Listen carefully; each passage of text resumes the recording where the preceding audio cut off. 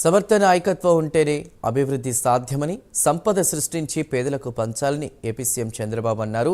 సచివాలయంలో సీఎం అధ్యక్షతన మంత్రులు, వివిధ శాఖల కార్యదర్శుల సమావేశం జరిగింది. పలు అంశాలపై అధికారులకు సీఎం దిశానిర్దేశం చేశారు. 5 ఏళ్ల విధ్వంసంతో చాలా వెనకబడిపోయామని సీఎం అన్నారు.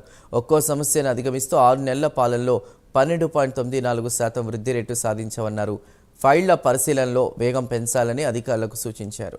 స్వర్ణాంధ్ర సాధన కోసం ప్రతి ఏటా 15% వృద్ధి రేటు లక్ష్యంగా పెట్టుకోవాలని సీఎం చంద్రబాబు అన్నారు. $2.4 ట్రిలియన్ ఎకానమీగా ఏపీ అభివృద్ధి చెందాలని, గతంలో టీడీపీ చేసిన వివిధ విధానాలే ఇప్పుడు ఫలితాలను అందిస్తున్నాయని అన్నారు. ఒక పక్కన ఇంకా యాంగ్జైటీ. ఈ 6 నెలల్లో మనం చేసిన పనుల వల్ల మీరు చూస్తే 8 నెలల్లో 12.94% గ్రోత్ రేట్ వచ్చింది, అంటే అడ్వాన్స్ ఎస్టిమేట్స్. అదే సమయంలో జరిగిన డిస్ట్రక్షన్ వల్ల ఇంకా రెవెన్యూస్ పెరగడం లేదు.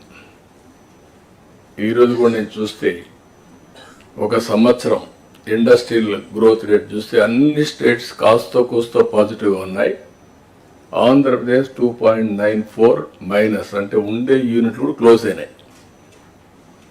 దీనివల్ల ఆటోమేటిక్గా చాలా సమస్యలు వచ్చే పరిస్థితి వస్తుంది. అవన్నీ కూడా ఓవర్కమ్ కావాల్సిన బాధ్యత మన మీద ఉంది. అందుకే నేను మిమ్మల్ని అందరినీ కోరుతున్నా, ఇంతవరకు మనం ఎఫర్ట్ పెట్టాం, ట్రాక్లో పెట్టే ప్రయత్నం చేశాం. అయితే ఇంకా స్పీడ్ పెంచాల్సిన అవసరం ఉంది. ప్రతి ఒక్క సమస్యని యాజ్ ఇట్ ఈజ్ మీరు ఆలోచిస్తే రొటీన్ సమాధానం వస్తుంది. అట్లా కాకుండా ఇన్నోవేటివ్గా ఆలోచించే పరిస్థితి రావాలి. ఇలాంటి సమావేశంలో మళ్ళీ మనందరం కలిసి కలెక్టివ్గా మేధోమథనం చేస్తే చాలా వరకు న్యూ ఐడియాస్ కూడా వస్తాయి. అందరిలో కూడా అనునిత్యం లెర్నింగ్ అనేది జీవితాంతం నేర్చుకోవాల్సిన అవసరం ఉంది. ఫైల్డ్ క్లియరెన్స్ పైన కూడా గవర్నమెంట్లో ఈరోజు ఆన్లైన్ ఫైల్స్ ఉన్నప్పుడు కొంతమంది వ్యక్తులు కానీ సెక్రటరీలు కానీ ఇండెఫినెట్ టైం 1 year 6 months తీసుకునే పరిస్థితి వస్తున్నారు, 3 months అట్లా. అంత టైం మనం తీసుకుంటే ఏ విధంగా మీ నిర్ణయాలు సమర్థనీయం అనేది కూడా మనం ఆలోచించుకోవాల్సిన అవసరం ఉంది. ఇప్పుడు క్లారిటీ ఉంది. లాస్ట్ మైల్లో ఏ వ్యక్తి ఎన్ని రోజుల్లో ఫైల్ క్లియర్ చేశాడు కూడా క్లారిటీ వస్తుంది. ఎందుకు క్లియర్ చేయలేదు కూడా మీకు ఒక అవగాహన ఉంటుంది. హైరార్కీ వైజ్ మీరు చూసుకుంటే కన్సర్న్ మినిస్టర్స్కి ఆ డిపార్ట్మెంట్లో మొత్తం యాక్సెస్ ఉండే పరిస్థితి వస్తుంది. అదే సమయంలో కన్సర్న్ సెక్రటరీస్కి మీ డిపార్ట్మెంట్ అంతా ఉంటుంది. నాకైతే మొత్తం కూడా వచ్చే పరిస్థితి వస్తుంది. దయచేసి మనందరం ఫైల్స్ అన్నీ కూడా వేగం పెంచాలి, డెసిషన్స్ తీసుకోవాలి. సమర్థవంతమైన నాయకత్వం ఉండి కంటిన్యూగా గవర్నమెంట్ కంటిన్యూ అయితే CAGR ఎంత డిఫరెన్స్ వస్తుందో ఒకసారి మీరు చూస్తే, same policies for the country, same bureaucracy, same resources, but difference is 4 times 5 times. అంటే CAGRలో ఎంత డ్రాస్టిక్ చేంజ్ వస్తుందో ఒక స్లైడ్ మీరు చూస్తే మొన్న నేను చూపించాను. ఢిల్లీ ఎలక్షన్స్ వచ్చిన తర్వాత, ఆ రిజల్ట్స్ వచ్చిన తర్వాత చూపిస్తే గుజరాత్ హ్యాస్ గ్రోన్ 15 times. అదే west Bengal has grown 4 times. 95, 2024. అంటే గుజరాత్ కంటే వెస్ట్ బెంగాల్లో మెరుగైన రిసోర్సెస్ ఉన్నాయి. 95 కాదు 97% ఫ్లడ్ వాటర్, గంగానది నీళ్లు. గుజరాత్లో నీళ్లు లేవు, మైక్రో ఇరిగేషన్ పోయే పరిస్థితికి వచ్చా. అలాంటివన్నీ ఎగ్జాంపుల్స్ ఉన్నాయి. అందుకని ఈసారి మనం టాప్ 10 ప్రిన్సిపల్స్ పెట్టుకున్నాం. మనకు అన్యాయం జరగకుండా ఉండడం ఒకటి, మీరు ప్రోయాక్టివ్గా ఉంటే బెటర్ రిసోర్సెస్ తెచ్చుకోవడం రెండోది. అన్ని గవర్నమెంట్స్ యూనిఫామ్గా పనిచేయవు. అక్కడ ఏ డిపార్ట్మెంట్ అయితే ఏ గవర్నమెంట్ సరిగా పనిచేయదో అక్కడ కానీ మీరు పనిచేసి మళ్ళా క్లెయిమ్ చేయగలిగితే, ఈవెన్ గవర్నమెంట్ ఆఫ్ ఇండియాలో ఒక 1%, 2% ఫండ్స్ మీరు తెచ్చుకోగలిగితే that will be a big boost for us. All కార్యక్రమాలు ఇది మీరు ఆలోచించుకోవాల్సిన అవసరం ఉంది. అందుకని ఈ నెలలో కూడా నెక్స్ట్ మంత్ మార్చి లోపల ఆల్ డిపార్ట్మెంట్స్ మీరు ఖర్చు పెట్టవలసిందే ఖర్చు పెట్టి యూసీలు ఇవ్వాల్సిన యూసీలు ఇచ్చి అదనంగా ఫండ్స్ రాబట్టే కార్యక్రమానికి కూడా శ్రీకారం చుట్టాలి. అన్స్పెంట్ బ్యాలెన్సెస్ గవర్నమెంట్ ఆఫ్ ఇండియాలో ఉంటే అవన్నీ కూడా మనం వర్కౌట్ చేసుకునే పరిస్థితి రావాలి.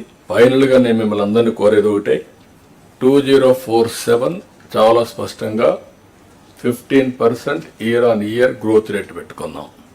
అదే సమయంలో $2.4 ట్రిలియన్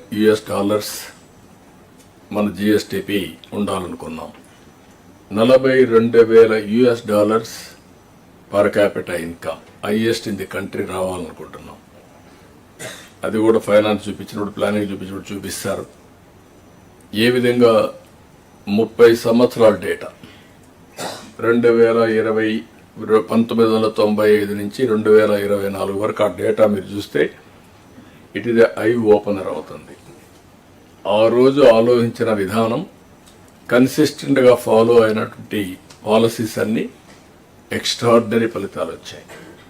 ఇప్పుడు మనం చేసేది ఒక చరిత్ర. ఆ చరిత్ర ఇప్పుడు కాదు, రాబోయే రోజుల్లో భావితరాలు మనం గుర్తుపెట్టుకునే విధానంగా ఉంటాయి. అందుకని ఈరోజు మనం గ్రామ మండలం కాన్స్టిట్యున్సీ ప్రణాళికలు కూడా తయారు చేసుకుంటున్నాం. అక్కడి నుంచి కూడా, ఎందుకంటే కొన్ని ప్రాంతాలే అభివృద్ధి అయ్యి మిగిలిన ప్రాంతాలు అభివృద్ధి కాకపోతే అది కూడా కరెక్ట్ కాదు. దాన్ని కూడా ఏం చేయాలో చేయడం. నా దగ్గర నుంచి లాస్ట్ మైల్లో ఉండే పొలిటికల్ ఫంక్షనే పనిచేయాలి. చీఫ్ సెక్రటరీ నుంచి గ్రామ సచివాలయం నుండే ఉద్యోగి వరకు పనిచేసే పరిస్థితి రావాలి. అందరం కూడా సమిష్టిగా పనిచేసి షార్ట్ టర్మ్లో ప్రజలకు హ్యాపీగా ఉండే విధంగా ఏమేం చేయగలుగుతాం చేయడం. ఈ రోజు మీద ప్రతి ఒక్కరిలో ఒక సాటిస్ఫాక్షన్ ఉండాలి. రేపటి మీద ఒక భరోసా, మళ్ళా భవిష్యత్తు బాగుంటుందని ఒక ఆశ ఉండాలి. ఈ రెండు ఉంటే తప్ప సాధ్యం కాదు. అల్టిమేట్గా తెలుగు జాతి అనేది ప్రపంచంలో నెంబర్ 1 చేయాలని నా సంకల్పం. నేను ఇక్కడుండే అందరిని కూడా కోరుతున్నా, అది ఎన్డీఏ సంకల్పం. నేను కానీ మిత్రుడు పవన్ కళ్యాణ్ కానీ అదే మరిగా మిగిలిన బీజేపీ కానీ అందరం కూడా అదే ఆలోచిస్తున్నాం. ఈ ఇయర్ నుంచి మీరు ఆలోచించాల్సింది, ఈ ఇయర్ మీరు ఏం చేయబోతున్నారు. 1 ఇయర్, ఫస్ట్ ఇయర్లో ఒక 2-3 నెలలు లేకపోయినా ఫస్ట్ ఇయర్ వీఆర్ కంప్లీటింగ్. అక్కడి నుంచి 25-26 మన బడ్జెట్ ఒక వినూత్నంగా ఉండాల్సిన అవసరం ఉంది. ప్రజల ఆస్పిరేషన్స్ని ఫుల్ఫిల్ చేసే విధంగా ఎవ్రీ డిపార్ట్మెంట్ మీరు ఆలోచించాలి. అదే సమయంలో ప్రతి ఒక్కరు కూడా ఒక క్లియర్గా మీ గోల్స్ ఏంటి. కొన్ని డిపార్ట్మెంట్ జిఎస్టిపి కాంట్రిబ్యూట్ చేస్తున్నాయి, కొన్ని డిపార్ట్మెంట్ రెవెన్యూ కాంట్రిబ్యూట్ చేస్తున్నాయి, కొన్ని డిపార్ట్మెంట్స్ మానవ వనరుల అభివృద్ధి కోసం కష్టపడుతున్నారు, కొన్ని డిపార్ట్మెంట్ వెల్ఫేర్ చేస్తున్నారు. మాటలు చెప్పే వాళ్ళందరూ చరిత్రలో కనుమరుగైపోయే పరిస్థితికి వచ్చారు. ఎవరైతే యాక్షన్లో చూపిస్తున్నారో వాళ్ళు సర్వే అయ్యే పరిస్థితికి వచ్చారు. రాబోయే రోజుల్లో ఇంకా కూడా దీనికి మీరు చూడబోతారు. ప్రజల్లో అవేర్నెస్ పెరుగుతుంది. పెరిగినప్పుడు పర్ఫార్మెన్స్ ఇది క్రైటీరియా. ఎవరైతే పర్ఫామ్ చేస్తామో వాళ్ళకు మనుగడ ఉంటుంది. కానీ ఇక్కడుండే ఆఫీసర్స్ కూడా నేను కోరుతున్నా, మనందరిపైన ఒక హిస్టారికల్ రెస్పాన్సిబిలిటీ ఉంది. వీఆర్, మీరు ఆఫీసర్స్గా, మేము పొలిటికల్గా, మేము 5 ఏళ్ళకి ఒకసారి మళ్ళీ మేము మ్యాండేట్ తీసుకున్నా. ఇక్కడుండే ఆఫీసర్స్ పైన ఒక బాధ్యత ఉంది. One of the best service IAS, cream of the society. You got this opportunity. ఈరోజు ఇక్కడుండే మంత్రులకి ఇంతమంది ప్రజల్లో ఎంతమందికి అవకాశం వస్తుంది?